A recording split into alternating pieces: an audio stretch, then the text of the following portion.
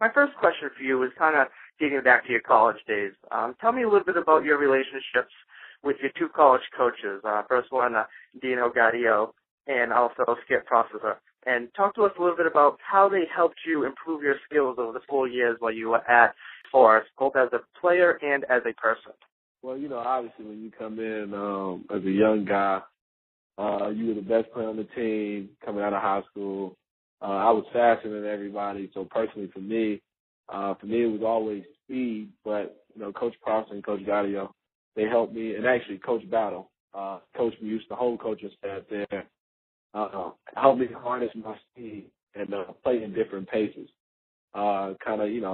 Go to from level 1 to level 5 to gear 5 to bring it down to gear 3. That was one thing they taught me, how to harness my speed. And another thing they taught me was how to run a team, how to, when you see the calls, speed dash, and lead point guards, how that really sometimes at the short point.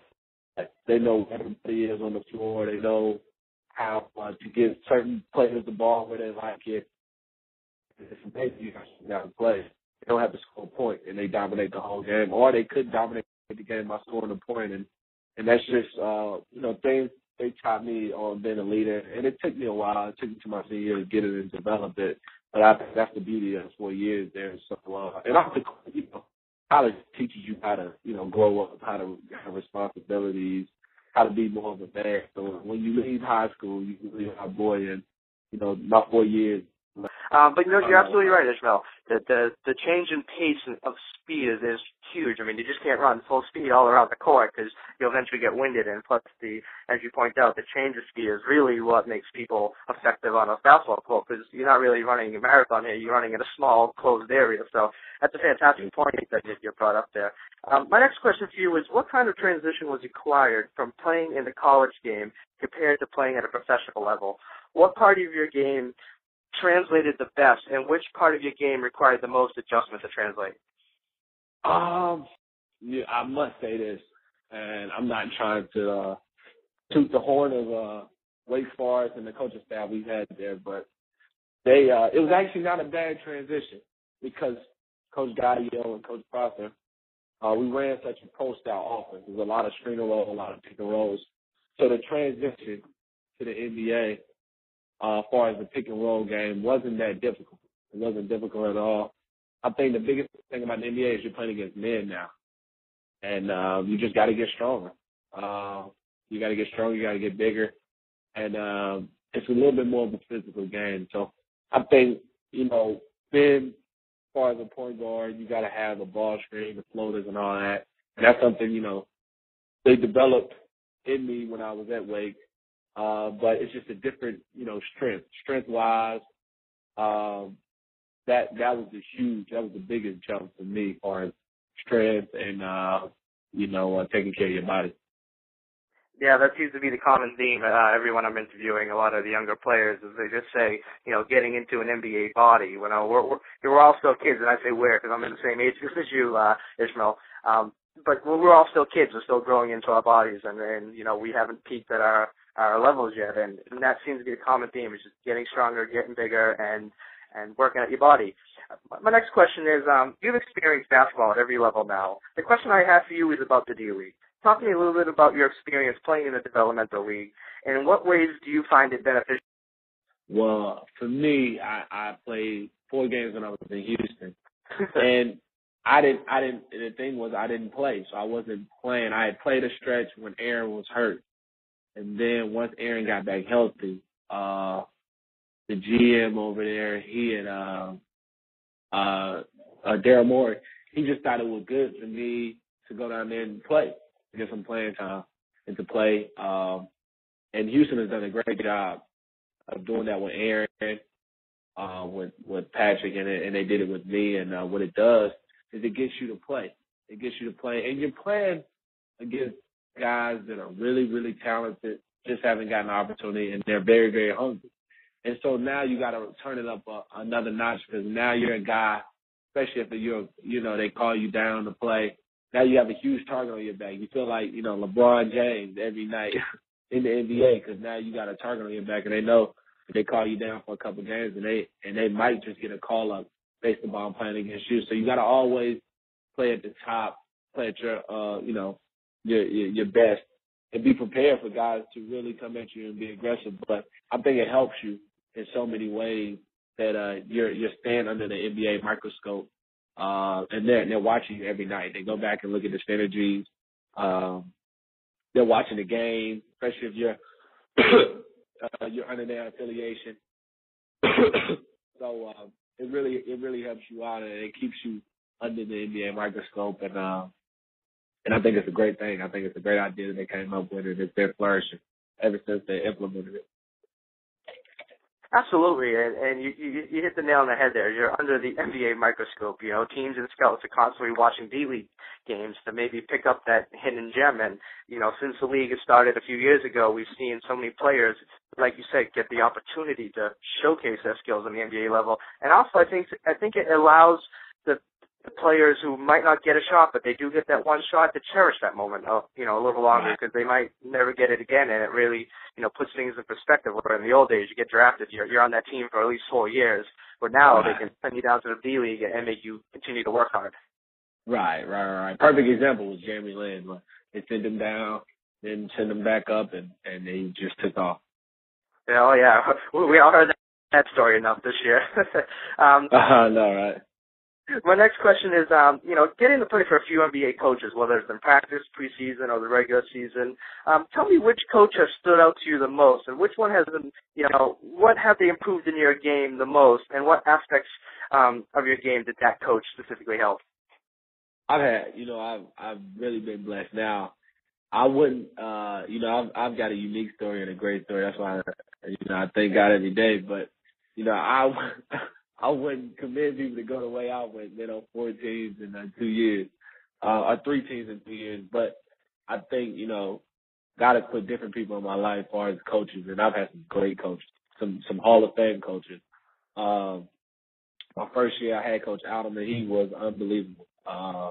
He really just told me just to play and play off instinct. What he does is he tries to harness everybody's talent and skill and not make you do something you can't do. Just play to your strength, and he's going to implement the offense that way. And he was great in that, and me and him had a great relationship. And I still talk to him, when we play each other to this day. And then when I went to Memphis, Coach Holland, he was unbelievable in a way where he was always teaching. Especially me, I was young. I just came out, and he was more structured. Whereas Coach, my coach that was in Houston, Coach Alderman, was more of a, just a free-flowing and react. There's no thinking. You play and you react, and you play the right way. You make the extra pass, and you play together, but you react. You don't overthink. And what Coach Holland taught me was playing a structure where, you're running certain plays, different players, what block they wanted on, and it helped a lot too. Those are 2 coaches that played in the NBA, and they were point guards, so they were really good for me in that instance. And then I had Coach Jackson early in the year. He was great. He was a great motivator. That's what he was. He was a great motivator to tell you to go do it, play. Now, you're a basketball player, go make plays. And he tried to put you in the best situation where you were able to flourish. And then over here, Coach Van Gundy, he was really, really special coach to me because he put you in a lot of situations as far as his team. So, obviously I've always thought great coaches, they take their talent and then they work around their talent. And what he did was we had a great big man inside in the white, and we put shooters around, and we run a lot of screen and roll. And he's great at X's and O's. I'm telling you, he's unbelievable in X's and O's. And so I learned a lot as far as X's and O's from him. And, again, just how a point guard should think and how he should play, and the structure, the structure of the game and how different plays and different things work. So they all have taught me different things. And like I said, God has put those coaches in my life, and to develop me where I am right now. And I have a great coach here, and Coach Malone, Brendan Malone. He has been unbelievable. Ever since I got here, he's worked with me with my shooting, with, you know, my floater, my ball streams, everything. And what he's done is trying to make you precise in everything. If you miss 2 in a row, he doesn't want that. He wants you not to miss at all. And so it helps you with your precision and your preciseness. And so he's been great. Now, I'm sure you heard the news today that the Orlando Magic actually let Stan Van Gundy go, which it isn't a shock. You've been following the storyline, which you were in Orlando for most of the year. So you know all the storylines. I don't need to rehash them to you. It's just unfortunate. And I think he'll land on his feet. As you point out, Van Gundy's a fantastic coach. Just it wasn't the right situation at that time. And I think, you know, both parties kind of wore their welcome out, and it's just time to take a new path. But I'm not going to ask you your opinion on all that because, you know, it's not our position to say what a front office does. But I do want to talk to you a little bit about the drama that was going down there. You know, this past season you got to spend time in Orlando with the whole Dwight Howard saga going on. Talk to me a little bit about how the players deal with how, you know, the media comes up to you in practices and after games, and they ask you these questions about, you know, Dwight in the front office. As a player, how do you deflect all that and just focus on playing basketball? Because that's what the other, you know, 14 guys on the roster are there to do. They're there to focus on basketball. They're not there to worry about Dwight Howard's contract. So talk to me a little bit about your personal experience on, you know, how do you deflect the media on those types of situations, and how do you just get them to ask basketball questions? Well, they're going to ask questions. You know, that's just how it is.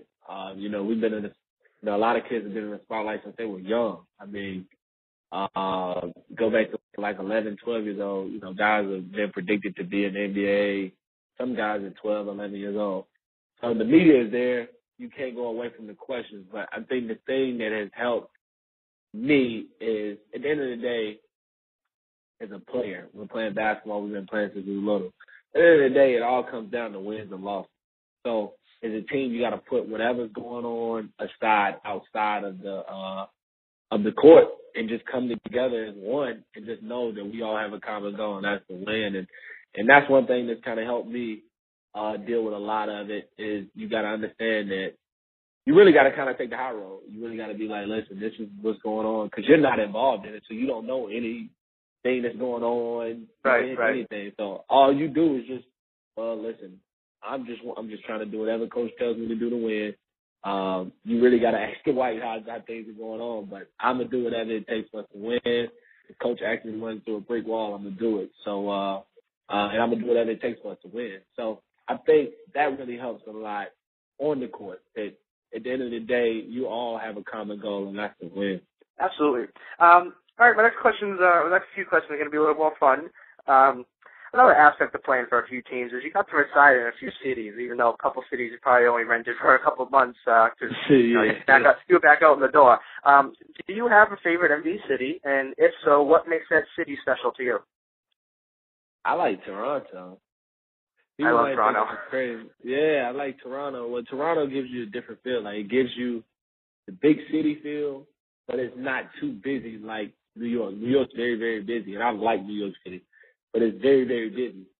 And sometimes, you know, I'm a country boy from Charlotte, North Carolina, so I kind of like to chill and relax. Actually, I'm from Harrisburg, North Carolina. I bet you nobody knows what that is. And so I mean, I like, you know, things to be slowing down. But if I want to find, you know, some busyness, I go to Charlotte. So Toronto gives you that, you know, best of both worlds where it is chill, but it's a big city, it's a nice city, and there's a lot of things going on. Yeah, I'm a big fan of Toronto. Just so you know, I live in Boston, born and raised. I spent a couple of years in Houston. I've been to Charlotte a few times, a lovely city as well. But I'm with you. Toronto's my favorite North American city. Just something about it just is so cozy. And like you said, you know, it gives you the city and the countryside aspect all rolled into one. Right.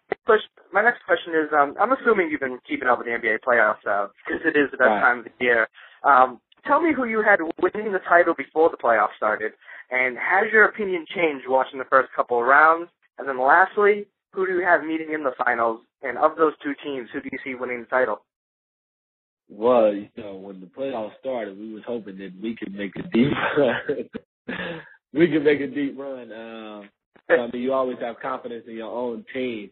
Obviously, when Dwight went down, that kind of tarnished a little bit. You can't make up a guy not even got one of the best big men in the league and one of the best big men in the world, one of the top 10 players and all that. You know, the list goes on and on and on. But we knew that kind of target. We needed to play hard, and we didn't. Well, we played hard, but we just didn't have enough, and Indiana took it to us. So obviously at the beginning of the playoffs, you know, everybody has aspirations to be in the championship game. But the beginning of the playoffs, realistically, honestly, I thought, you know, in the West, it was going to be between San Antonio and Oklahoma City as far as the Western Conference Finals. And I really thought Chicago would, you know, Derrick Rose been back healthy. I thought, you know, they were going to be in it in Miami in the conference finals. And the way San Antonio has been playing, I really thought it was going to be San Antonio and Miami. And I've been going back and forth because I thought, you know, Miami was going to play Oklahoma City, but the way San Antonio has been playing the last 16 games, I really thought, you know, San Antonio, they're moving the ball, the young guys are playing well, so I thought it was going to be San Antonio and Oklahoma City. But, you know, injuries has really, really, really changed around a lot of teams and changed around a lot of things that went down. I mean, Memphis didn't have a healthy Zebo. You get a healthy Zebo there, that might be a different team. You know, Chris got hurt. That kind of, him and Blake got hurt. That could have, you know, maybe they would have gave San Antonio a little bit more of a competitive series. Like I said, Derrick going down, Dwight going down for us. It has changed. Chris Bosh going down for Miami, which has made, you know, no offense to Indiana, they're a heck of a team, but it's kind of made that series now. It was going to be a battle anyway, but it has made it a little bit more competitive and maybe giving Indiana a slight edge because of, you know, the loss of Chris Bosh. So right now, I think, like I said, I think it's going to be San Antonio and Boston's been playing well. So I just think San Antonio and Boston couldn't meet up in the finals, and ultimately, I think, you know, because the big three, I think this might be their last time together. They could pull it out, but the way San Antonio's been playing, I would have to lean towards San Antonio winning it all so far. Yeah, I'm with you. Before the playoffs started, I had San Antonio winning it, and to me, they just have the deepest team I've seen this decade. I can't remember a team that has Steven Jackson, Manu Ginobili, and Thiago Splitter, and, you know, keep going, listen to all those names, DeJuan Blair coming off the bench for them, which is just, you know, that's a starting lineup if you take that and move it to college. You know, that's a starting lineup for them. It is. Yeah, no, it really is. I love it. All right, now I got a few quick questions for you. These are, you know, one-word answers or one-person answers, and we're going to use your Orlando Magic roster as your most common. I kind of do this with all the players, a little fun stuff. You know, it's teammate questions. So the first one I have for you is, which teammate has the best fashion sense on the Orlando Magic? J.J. Redick. J.J. Redick's the most fashionable one? Easy, J.J. Which teammate has the best music on their iPod, in your opinion? Probably Dwight. Okay, he's the one showing everybody the new artists and everything? Yeah, Dwight, or maybe Quentin. In between those two. Quentin Richardson or Dwight. Okay. Which teammate has the best sense of humor? Dwight, easy. Him and Jameer Nelson. I could have guessed that one, but just by the way, he's always smiling and laughing. He said it all the time. Him and Jameer Nelson are two peas in a pot. And then the last song you listened to on your iPod? Oh man, Drake. Which song? You remember what's his second album? Thank Me Now. He got a song at the end called "You Can Thank Me Now." Okay. Yep. Yeah. Yep. It's always fun just to, you know, catching people off guard, asking what they last listened to. But that's all I got for you, Ishmael. I can't thank you enough. You gave me more time than anybody has so far.